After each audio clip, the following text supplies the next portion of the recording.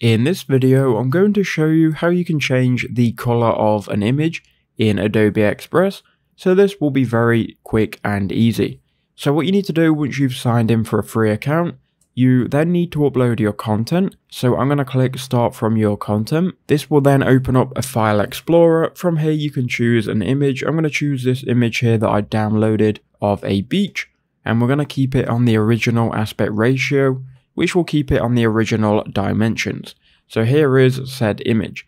Now we can close out of anything that may be in the way. And what you want to do from here is click on your image. And then you've got a couple of options regarding changing the color.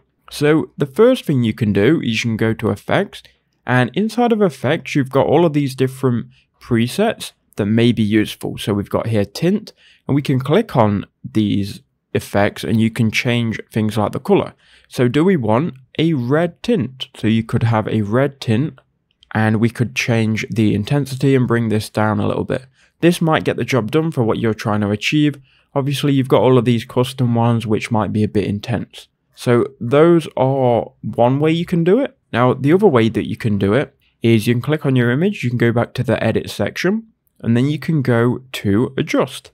So if you go to adjust, you can then change the contrast, the brightness, highlights, and each of these are going to obviously give your image a different look. So you can play around with these different sliders. You got the warmth here, you got the saturation, the detail.